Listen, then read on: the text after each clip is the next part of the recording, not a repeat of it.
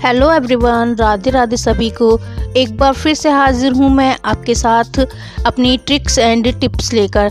तो देखिए यहाँ आज मैं जो सबसे पहली ट्रिक है वो मैं आपको बताने वाली हूँ। देखिए मेरे बेटे शिव की जो हैट है ये वो चाहे जहाँ फेंकता रहता है, इसे बहुत अच्छी लगती है। तो मैं कितना भी इसे छिपा के रख दूँ वो निकाल ही लेता है। तो फिर मैं इसके लिए क्या एक जुगाड़ लगाती हूँ। देखिए मेरे पास एक हुक पड़ा हुआ था, तो मैं क्या करूँगी, इसे एक कॉर्नर पर सेट कर दूँगी। तो ये हुक है, इसमें चिपकाने के लिए पीछे कुछ भी नहीं है और इसमें कील लगाई जाती है।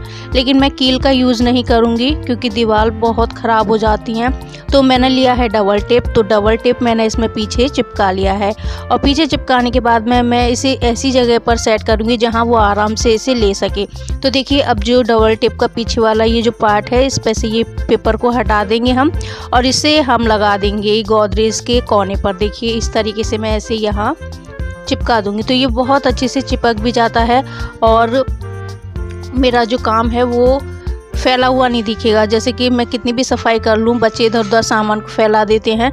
तो इस पर आप मन चाहे जो हैंग कर सकते हैं। तो मेरा जो वेस्ट पड़ा था हुक वो भी यूज़ हो गया और मेरे बेटे की देखिए जो हैट है वो कितने अच्छे से यहाँ सेट हो चुकी है।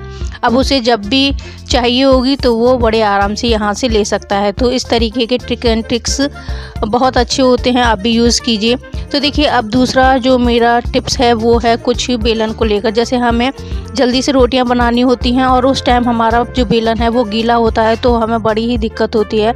तो हम क्या करते हैं, ज़्यादातर इसी तरीके से बेलन को पोंछते हैं कपड़े से और रोटियां बनाना शुरू कर देते हैं।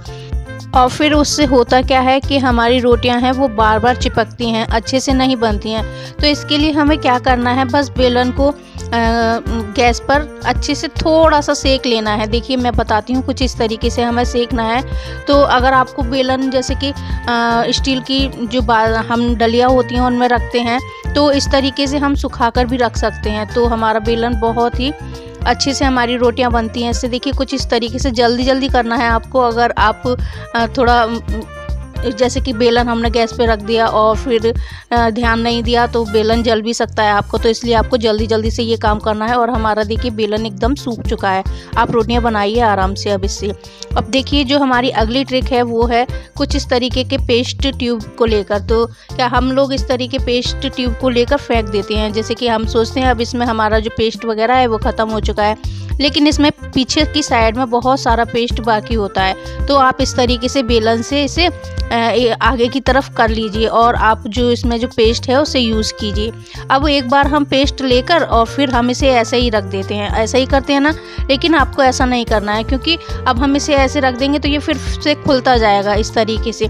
तो अब क्या करना है, आपको जो कपड़े सुखाने वाली एक चिमटी होती है वो लेनी है। आपको इस तरीके से इसे लगा देना है जिससे कि जो ट्यूब है वो पीछे की साइड नहीं जाएगा। आप इसे अच्छे से यूज़ कर सकते हैं।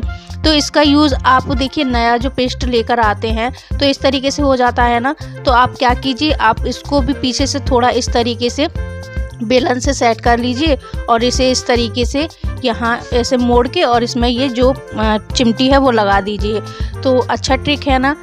तो आपका जो पेस्ट है वो भी वेस्ट नहीं होगा।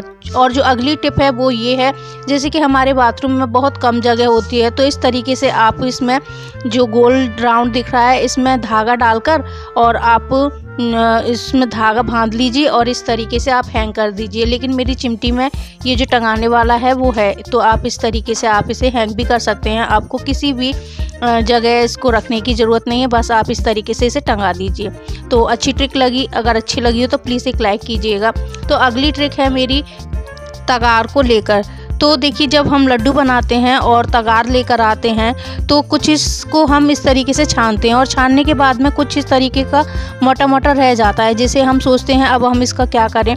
तो इसके लिए आपको कुछ नहीं करना, केवल एक जार लेना है मिक्सी का और उसमें से कर लेना है और करने के बाद इसे बस ज़रा सा पीस लेना है। तो देखिए मैं आपको दिखाती हूँ अभी। तो हमारा ये देखिए कितने अच्छे से पिस चुका है और ये बिल्कुल महीन हो चुका है देखिए। तो आप इसका यूज़ बहुत आसानी से कर सकते हैं। तो जो हमारी तगार है वो वेस्ट नहीं होगी क्योंकि अब हम इसे कहाँ रखते, इतनी मोटी जो तगार है उसे। तो बस इसे हमें मिक्सी के जार में पीस लेना है तो हमारी जो ये तगार है वो भी यूज़ हो जाएगी। तो आपको अच्छी लगी ट्रिक तो प्लीज़ एक लाइक ज़रूर कीजिएगा। तो अगली ट्रिक है हमारी कुछ देखिए ये जालियों को लेकर। ये फ्रीज़ की जाली है। तो मेरा जो पुराना वाला फ्रीज़ था वो ख़राब हो चुका था, वो इतना ख़राब हो चुका था कि वो केवल मुझे कबाड़े में ही देना था। तो मैंने क्या किया, उसकी जो बास्केट होती है वो निकाल ली और मैंने जो उसकी ये जालियाँ होती हैं वो निकाल ली हैं, क्योंकि ये जालियाँ बहुत ही काम में आती हैं। तो देखिए आप इसमें कुछ भी हैंग कर सकते हैं। तो देखिए इसमें बीच में इतने सारे पार्टीशन बने हुए हैं, इसमें आप जो क्लचर हैं आपके वो लगा सकते हैं, अपनी बेल्ट लगा सकते हैं, और मैंने इसमें देखिए अपने जो अम्ब्रेलाज हैं वो भी लगा दिए हैं। तो इसमें मुझे अम्ब्रेला दिखा एक कि इसका जो कवर है वो इसमें नहीं है, वो पता नहीं कहाँ गुम हो गया है। तो इसके लिए मैं क्या करूँगी, हमारे पास जो बेकार पड़े हुए मोज़े होते हैं हम वो मोज़ा लेंगे और उसमें इस अम्ब्रेला को इस तरीके से अच्छे से रख देंगे, जिससे कि जो हमारा ये अम्ब्रेला है वो गंदा भी नहीं होगा और हमारी जो पुराना मोज़ा है उसका भी यूज़ हो जाएगा। तो देखिए अब मैं इसे यहाँ जो बाकी अम्ब्रेला मेरे टंगे हुए हैं इसे भी टंगा देती हूँ। तो ये बड़ी आसानी से इस जाली पे टंगा रहेगा और मेरे पुराने मोज़े का भी यूज़ हो गया। तो इस जाली का आप बहुत सारे कामों में यूज़ कर सकते हैं। तो देखिए यहाँ मैंने टाई टंगा दी है, जो मेरा पर्स है वो टंगा हुआ है, बेल्ट वगैरह सब टंगी हुई हैं। तो अगली टिप है मेरी खोए को लेकर। और खोआ हम जब भी बनाते हैं या फिर मार्केट से लेके आते हैं तो बनाने के बाद में इसे हम फ्रीज़ में रख देते हैं, जो कि कुछ इस तरीके का हो जाता है। तो बस जब भी हमें कोई भी मिठाई बनानी है तो बस इसे कढ़ाई में कर और गैस पे थोड़ा सा इसे मेल्ट कर लेना है। तो देखिए ये मेल्ट हो चुका है। अब बस मेल्ट करने के बाद में आपको साथ के साथ इसका जो भी बनाना है लड्डू वगैरह वो नहीं बनाने हैं, बस इसे थोड़ी देर के लिए हमें रख देना है। रखने के बाद में ये बिल्कुल ठंडा हो जाएगा। तो देखिए मैं दिखाती हूँ आपको किस तरीके का हो जाता है। देखिए ठंडा होने के बाद में ये कुछ इस तरीके का हो जाएगा। तो बस अब आप इसके बहुत आसानी से जो भी लड्डू बनाने हैं आपको बना सकते हैं।